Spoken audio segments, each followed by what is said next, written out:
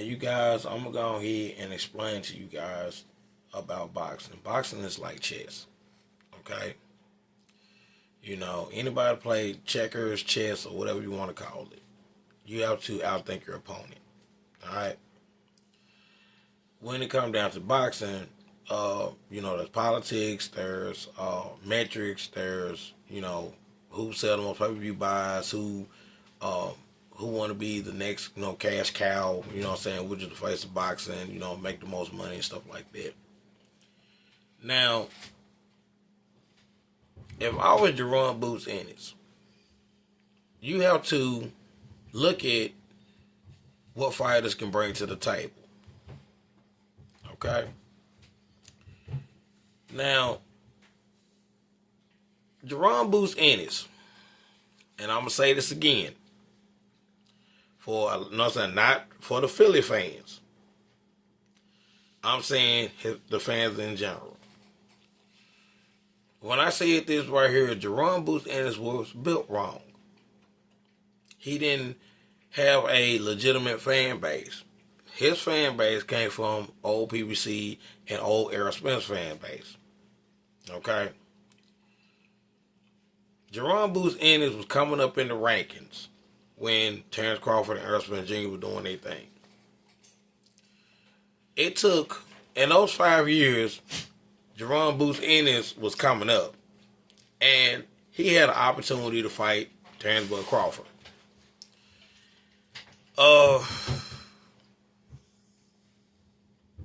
Him and his father Boza Ennis went ahead and took the other route, which is the Errol Spence Jr. fight. When I was on, like with the IBO, he took himself out of WBO, went to the IBO, which is smart for his career because he didn't want because nobody now want anything to happen to Jerome. Go fight Terrence and and get his ass whooped, and guess what? Nobody ain't talking about his ass again. You know what I'm saying? Just like Virgil Ortiz ducked Crawford too. You know what I'm saying? I'm gonna be honest with you. Virgil Ortiz was number one for another card. I think Virgil Ortiz had the WBO belt. I'm talking about the WBO like the interim title. He was next in line. And Terrence Crawford had the Super, which is the full title, which is the full WBO title.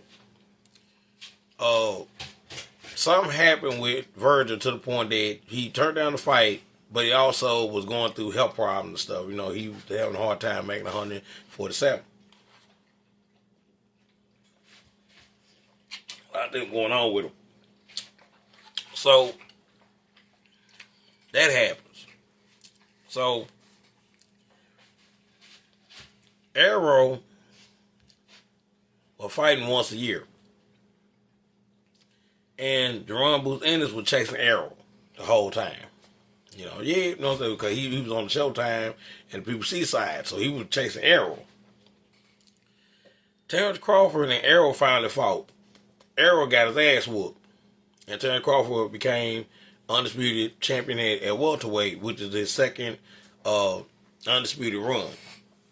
The thing about Terrence is Terrence don't never defend his titles when he become undisputed. He always leave and go to the next weight class. He did that with 140, then he did that with 147. So it was like, okay, I unified the titles. Okay, I'm going to go up next weight class. You know what I'm saying? Because Terrence Crawford's main objective was the Charlo fight. He wanted Jermell Charlo because Jermell Charlo had all the belts at 154. And Jermell ended up going up to 168, go fight Canelo. He got the Canelo bag. And him and his brother got into it or whatever. Caleb Plant tried to break the shit up. You know what I'm saying? Jamal fucked around and grabbed, you know what I'm saying, to push, you know what I'm saying, to grab the Caleb Plant face, put him, kind of mugged him, like, man, between me and my brother, like that, whatever. And Caleb Plant slapped the shit out of him, slapped shit out of Jamal, and said, hey, man, don't you ever grab my face like that again. That what that came from, because Jamal and Jermell were bickering about the Canelo deal. Because he wanted to fight Canelo, even though he was sitting on his belt, his middleweight belt for 4 or 5 years. Okay, so let's go back to um Jerome Business. Now, after Errol Spence got his ass whooped, and Terrence Crawford, you know what I'm saying, was kind of, you know what I'm saying, was still in negotiations to go fight Errol again. Errol Spence Jr. old fans jumped on Boots' bandwagon. Yeah, I bet you can't fight Boots, nigga. Duh. So basically, they was backing Boots when they fallen hero got his ass whooped. Something like that. So Jerron kind of ate that shit. Kind of ate up that shit. Oh, I got fans now, and damn it, yeah, man, we been trying to fight you, man, and da. So he, you know what I'm saying? So Terrence Crawford was on the Gilliam show, and they called him. He said, man, I don't know why you were acting like that around Gilliam, because that's not what you did. You was in WO, you got out, then you went to the IBF route.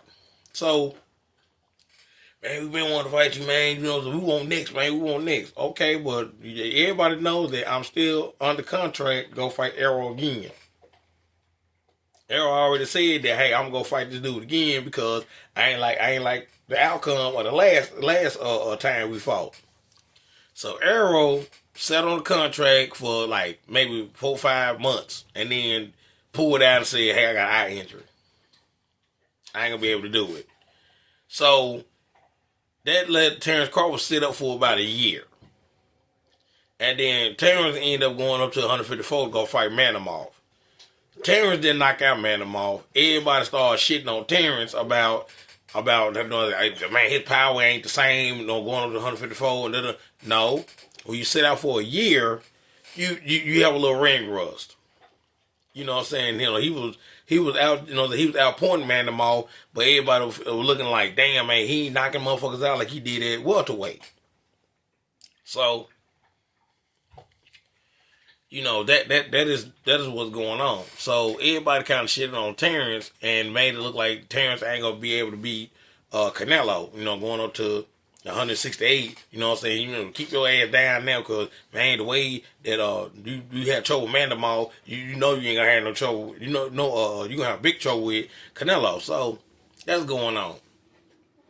So Terrence and Boots Ennis is in the same boat. They trying to get some of these motherfuckers to fight them, but you know, some people won't fight them. You know what I'm saying? Because half the belts is on the PBC side at 154. So, and Jerron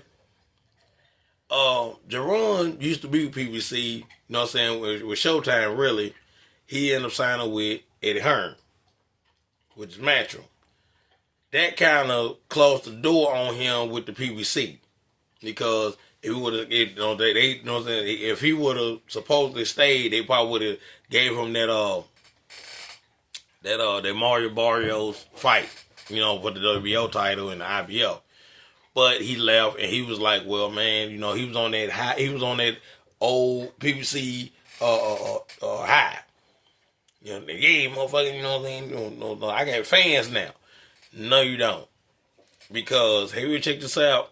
When it was a good dude named Kerry Kukuchal.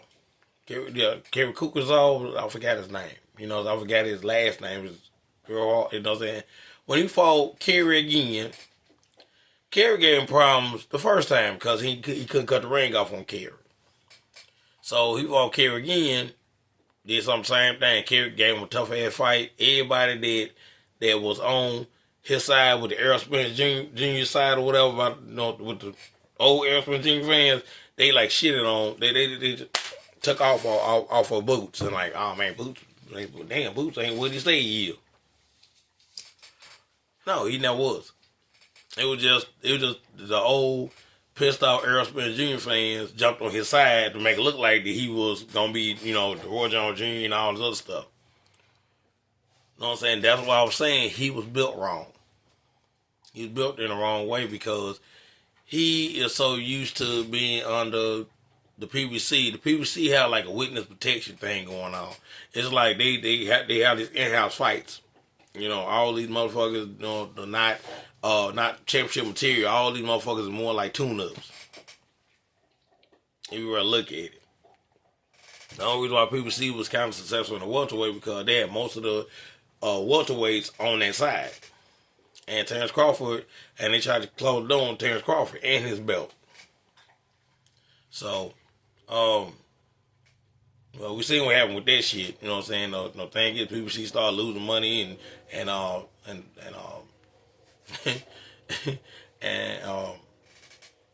Paramount ended up buying their ass out.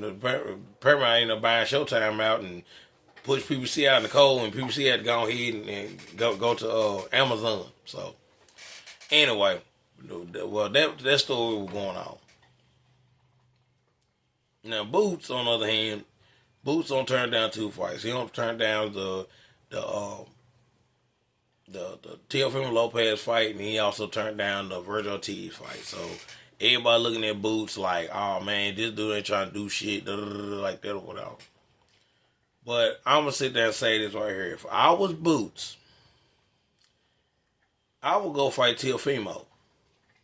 Why? Because Teofimo has the WBO belt at 140. And everybody know that when you have a belt at when you have a belt at one weight class, you have a mandatory spot at the next weight class. And if I was him, I would say, yeah, I'll go fight Teofimo. Yeah, because Teofimo is a name. You know, even though some people don't like Teofimo, he's still a name. And that's one of the biggest names the Boots ever fought. But I would sit there and say this right here. I was like, well, even though that you is a weight class lower than me, I will put my IBF belt on the line against you if you put your WBO status against me. And the reason why I say that is because if he do that, he got the opportunity to fight Brian Norman Jr. If he whoop Teofimo Lopez and take his status.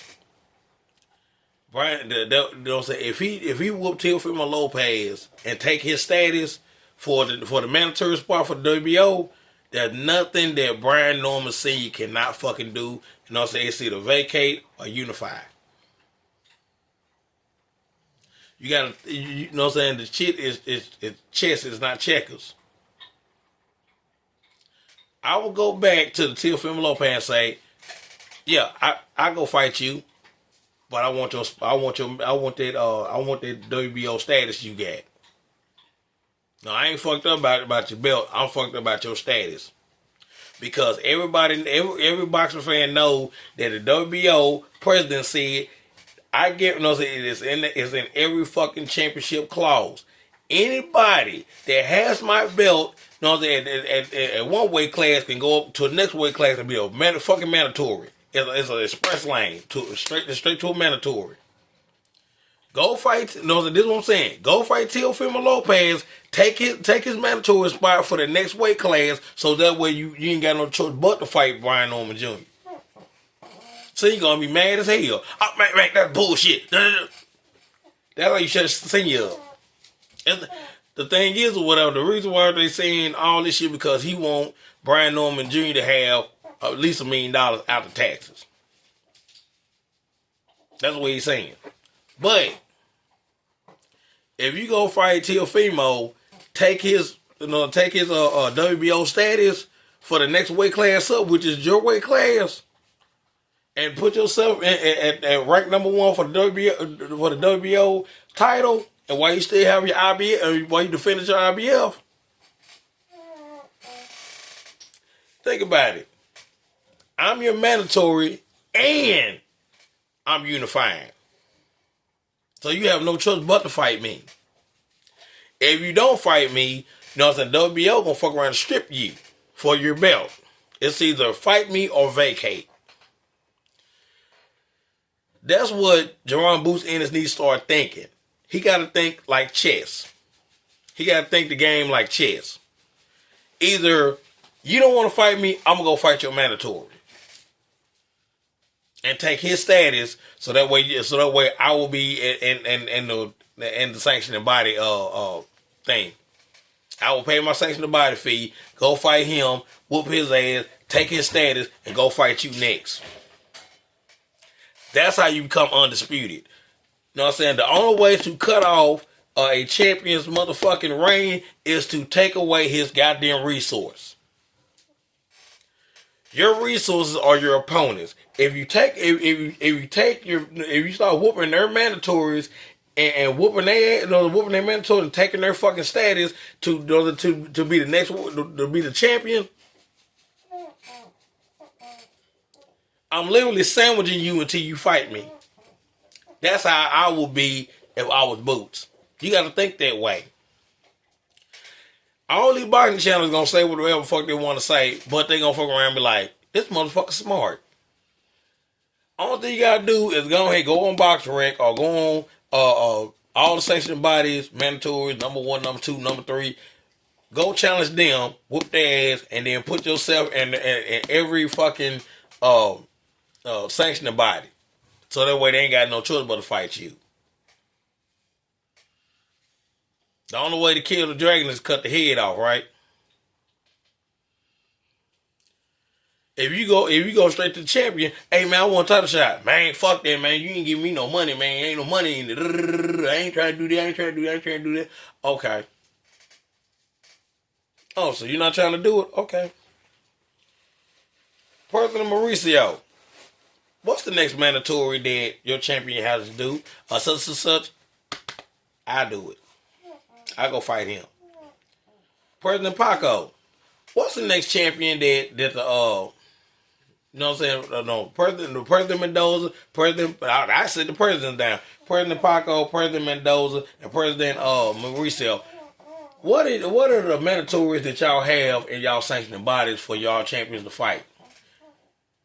Okay, well he got to go fight this person. Okay, well when he gonna be available?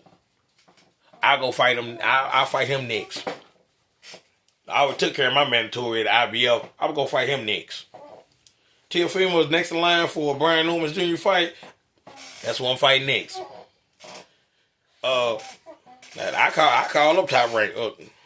Hey, I had Eddie and Eddie and Bob call each other and hey, we'll take that fight. We'll take it. Because if you can't get the champions in the ring, get the next motherfuckers in the ring to they'll think it look like a favor, but it's not a favor. It is drawing you next in line for their title. It's drawing you next in line for their title.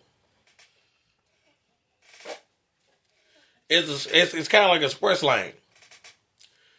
So think about it. Why they fighting one time a year, you keep yourself busy fighting at least about 3 to 4 times a fucking year. Because you're actually taking on everybody else's mandatories. So, think about it. You take that mandatory on, then next thing you know, you call their ass out. You next. You know what I'm saying? Think about it. Whoop Teofimo Lopez ass real good. Next thing you know, and make food Teofimo to go and put his WBO mandatory spot online against Brian Norman Jr. for the next weight class up, and fuck around and whoop Teofimo Lopez ass, say Brian Norman Jr. you next. What's the next fight for the WBO such? The WBO mandatory? WBC mandatory? I'm fighting him next. Then next thing you know, then next call his ass out, whoop his ass, and then fuck around and be like, you know what I'm saying? I'm on your ass. Take his mandatory spot. You be like, I'm on your ass. Mario Bar, I'm on your ass. When you do that, that's gonna fuck around and flip all this negativity back on fucking the champions. They're gonna flip all the negativity back on them. They're gonna like, oh damn, Boots is rotating the motherfucking wheel. Like, oh shit, this dude is serious.